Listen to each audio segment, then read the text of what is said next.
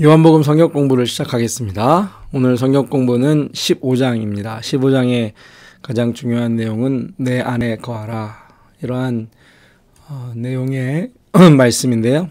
15장의 구조를 보면 내 안에 거하라는 주님의 말씀이 있습니다. 이 말씀은 포도나무와 가지의 비유를 통해 나와 있고요. 그 이후에 예수님께서 세상이 성도들, 제자들, 우리를 미워할 것이다 말씀하시고 그 이유가 무엇인지를 간단하게 설명하십니다. 내 안에 거하라는 이 말씀을 포도나무와 가지의 비유를 통해 설명하고 계신데, 이 비유를 우리가 너무나 잘 알고 있습니다. 포도나무와 가지의 비유에서 특별히 가지의 목적은 열매를 맺는 것이죠. 가지는 스스로 열매를 맺을 수 없고요. 나무에 붙어 있을 때만 열매를 맺을 수 있는 것입니다.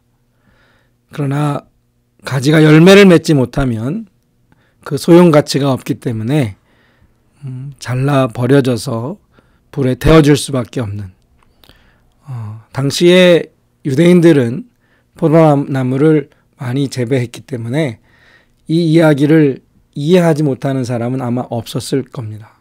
그런데 예수님께서 이 포도나무와 가지의 비유를 통해 우리에게 가르쳐 주시는 것은 예수님과 우리와의 관계가 나무와 가지와의 관계, 이것과 같다라는 것입니다.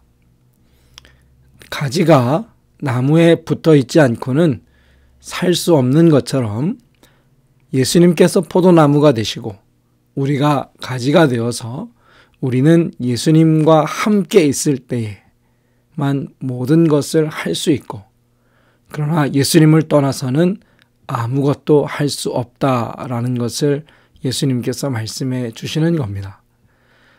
우리가 예수님 안에 거하면 많은 열매를 맺을 수 있고, 그렇게 열매를 맺는 것을 통해 하나님께 영광을 돌릴 수 있지만, 그러나 그러기 위해서는 예수님 안에 거하는 것이 너무나 중요하고 그것이 절대적이다라는 것이죠. 그러면 예수님 안에 거하는 것이 과연 무엇일까요? 어떻게 하면 우리가 예수님 안에 거할 수 있을까요?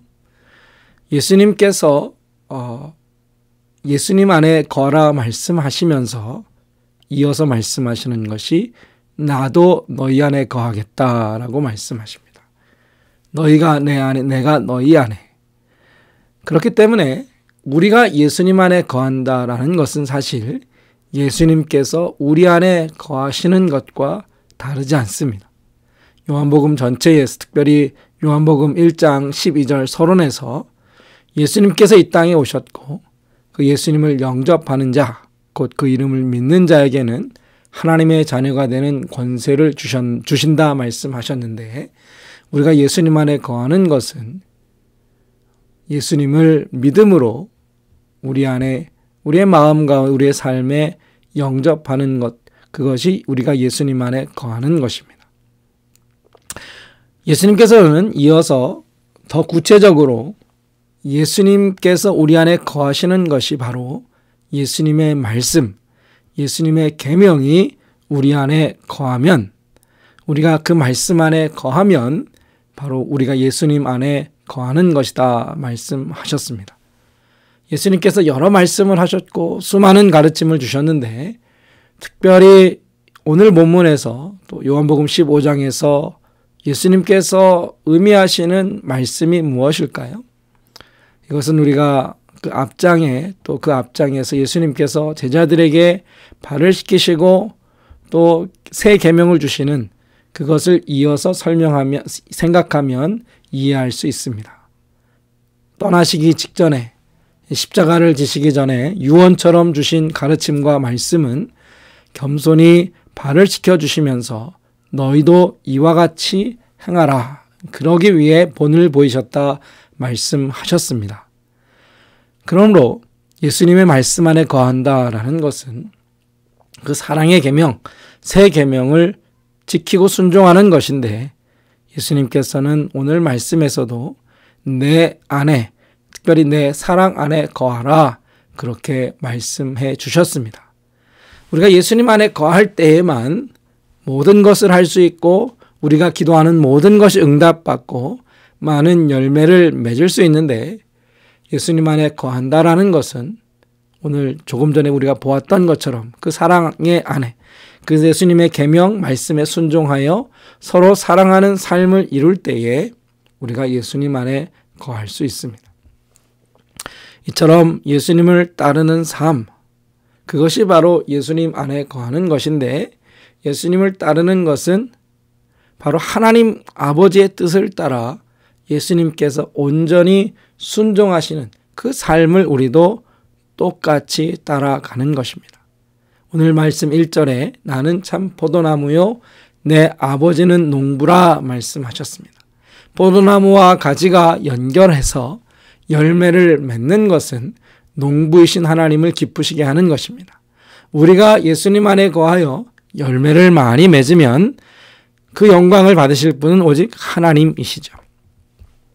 예수님께서 아버지의 계명, 하나님 아버지의 뜻을 행하심으로 아버지의 사랑 안에 거하신 것, 아버지께서 예수님을 사랑하신 것 같이 그것에 비교해서 그것과 동일하게 예수님께서 우리를 사랑하시는 그 관계를 맺으셨습니다. 아버지가 아들을, 성부께서 성자를 사랑하시는 그 사랑으로 성자 예수 그리스도께서는 그 제자들, 우리를 사랑하셨고, 우리가 예수님 안에 거하는 것은 곧 예수님과 하나님 아버지께서 사랑 안에 하나이신 것을 담는 것입니다.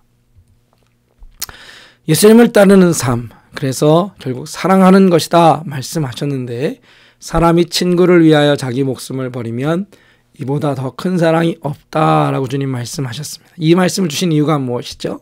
바로 이 사랑으로 예수님께서 우리를 사랑하셨고, 또 우리를 예수님의 친구로 부르셔서 그 사랑을 우리가 똑같이 서로에게 나눌 것을 부탁하십니다. 마지막에 내가 내 아버지께 들은 것을 다 너희에게 알게 하였습니다. 무슨 말씀이죠? 예수님께서 하나님 아버지께 받아 그 말씀을 우리에게 가르쳐 주신 그 모든 것, 예수님의 본을 따라 우리가 행하는 것이야말로 우리가 예수님 안에 거하는 것이다. 이러한 의미가 되겠습니다. 예수님께서 이러한 가르침을 쭉 주시면서 결론적으로 하신 말씀이 무엇인가 하면 결국 서로 사랑하라는 것입니다. 제자들이 예수님 안에서 서로 사랑하는 공동체, 곧 교회를 세우는 것이 예수님께서 우리에게 정말로 원하셨던 것이고, 요한복음 14장, 15장, 16장, 17장에 이르러서 예수님께서 마지막으로 우리에게 주신 가르침, 소원, 예수님의 뜻이었다라는 것을 우리가 기억해야 합니다. 예수님 안에 거하고 예수님을 따르고 주님을 사랑하고 주님을 섬기는 것, 그 열매가 결국 무엇입니까? 이 땅에 사랑의 공동체, 예수 그리스도의 몸된 교회를 세우는 것이 바로 주님 안에 거하며 많은 열매를 맺는 것입니다. 그런데 우리가 이렇게 주님 안에 거하고 주님을 따르는 삶을 살 때에 세상이 우리를 칭찬하고 우리를 축복하는 것이 아니라 우리를 미워한다라고 말씀하십니다. 그 이유는 간단합니다. 예수님 안에 거하는 것은 세상에 속하지 않는 것이기 때문입니다. 세상이 예수님을 미워하여 예수님을 십자가에 못 박아 죽인 것처럼 예수님 안에 거하며 주님을 따르는 성도들을 동일한 핍박으로 미워할 것이다. 그렇게 말씀해 주셨습니다. 이것이 무슨 뜻인가요? 우리가 세상의 미움을 받고 세상의 핍박을 받는 것은 어쩌면 우리가 주님 안에 거하고 주님을 사랑하는 증거가 될 수 있다는 것이죠. 예수님과 세상을 함께 사랑할 수 없습니다. 이때 세상은 하나님을 알지 못하는 세상, 예수님을 반대하고 예수님을 거절하는 세상을 말합니다. 서로 사랑하라는 계명과 세상의 방식, 세상에 죄악된 것을 사랑하는 것은 다른 것입니다. 성도는 세상에 있는 사람들, 그 영혼들을 사랑하여 주님께로 인도해야 하는 사람들이지만 하나님을 반대하는 세상의 미움을 받게 됩니다. 세상을 사랑하는 것은 하나님을 사랑하는 것이 아니고 하나님을 사랑하는 자는 세상을 사랑할 수 없습니다. 이것이 예수님께서 예수님 안에 거하라는 명령과 함께 주신 것이죠. 우리는 주님을 사랑하기 때문에 주님의 사랑 안에 거하겠지만 세상에 예수님 안에 거하는 것은 바로 세상에 속하지 않는 것입니다. 이것이 요한복음 15장의 말씀이고요. 이 말씀을 통해 과연 나는 예수 그리스도 안에 있는가? 포도나무 대신 나무에 예수님께 붙어있는 열매 맺는 가지인가? 그 열매 맺는 삶은 곧 예수님의 말씀과 같이 서로 사랑하여 사랑의 공동체를 이루는 것이다. 이 말씀을 깊이 묵상하시고 은혜 받으시기를 바랍니다. 이상으로 오늘 공부를 마치겠습니다.